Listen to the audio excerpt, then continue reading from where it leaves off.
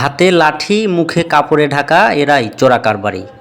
কোরবানি সামনে রেখে তাদের যেন আগেই লেগেছে ঈদ। চাঁপাইনবাবগঞ্জ সীমান্তের পাকা ও নারায়ণপুর ইউনিয়নে রাতের আলো আঁধারিতে সীমান্ত দিয়ে বাংলাদেশে ঢুকছে গরু। রাত যত গভীর হয় ততই নামে গরুর ঢল। সীমান্ত ডিঙ্গিয়ে কিছু দূর এগোতেই পদ্মা নদীতে প্রস্তুত নৌকা। সেই নৌকায় দলে দলে তোলা হচ্ছে গরু।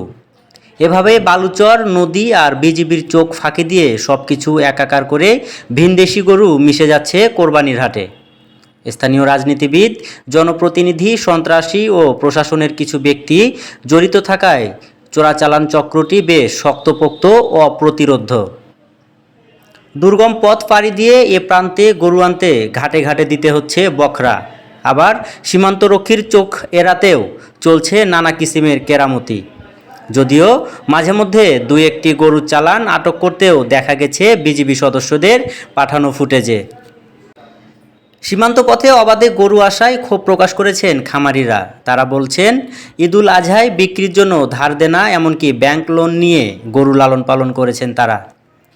জেলায় চাহিদার তুলনায় পর্যাপ্ত পশু থাকার পরও ভারত থেকে চোরাই পথে গরু আসায় এবং গোখাদ্য ও পরিচর্যা খরচ বেড়ে যাওয়ায় লোকসানের শঙ্কায় পড়েছেন তারা। চোরাই পথে আসা ভারতীয় গরু আইন শৃঙ্খলা বাহিনীর সামনে বিক্রি হচ্ছে হাট বাজারে। এরপরেও ব্যবস্থা নিচ্ছেন না প্রশাসন।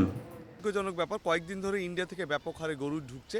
এটা আমাদের জন্য খুবই কষ্টকর একটা ব্যাপার, কারণ আমরা খামারিরা এত কষ্ট করে গরু লালন পালন করে যদি ইন্ডিয়া থেকে গরু ঢুকে তাহলে এটা আমাদের জন্য খুবই ক্ষতিকর, দেশের জন্য ক্ষতিকর। তো আমরা চাইবো যে যারা নীতি নির্ধারণীতে আছেন, বিজিবি আছেন, তাদের এই ব্যবস্থাটা নেওয়া উচিত, যেন আমরা খামারিরা লস না করি। তাহলে কিন্তু এই সেক্টরটা কিন্তু আলোর মুখ দেখবে না, অন্ধকারের দিকে যেতে থাকবে এবং আমাদেরকে ভবিষ্যতে কিন্তু ইম্পোর্ট করে বাজে মাংস বেশি দামে কিনতে হবে, যেটা আমাদের কখনোই কাম্য না। আশা করবো যে আপনাদের মাধ্যমে যারা নীতি নির্ধারক আমাদের এই কথাগুলো।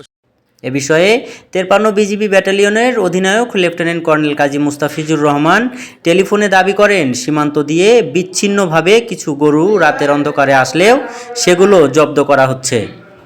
নাইট ভিশন ক্যামেরা সহ কঠোর নজরদারির মাধ্যমে জিরো টলারেন্স নীতিতে চোরাচালান ঠেকাতে গোয়েন্দা নজরদারি ও টহল বাড়ানো হয়েছে।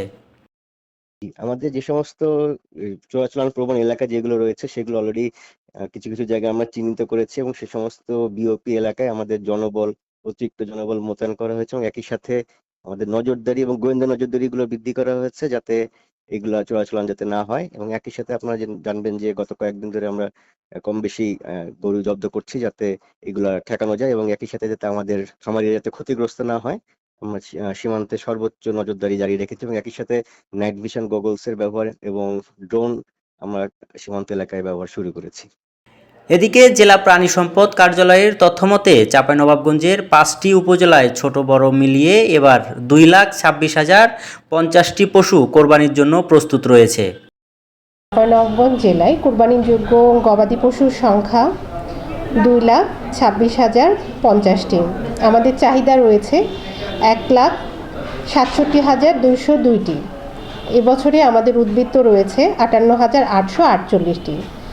এই গবাদি পশুগুলো তৈরি করেছেন আমাদের 13,942 জন খামারি। প্রতি বছরের ন্যায় এবারও প্রায় 30% উদ্বৃত্ত রয়েছে, যেটা আমাদের অন্যান্য জেলায় কভার করে দিবে।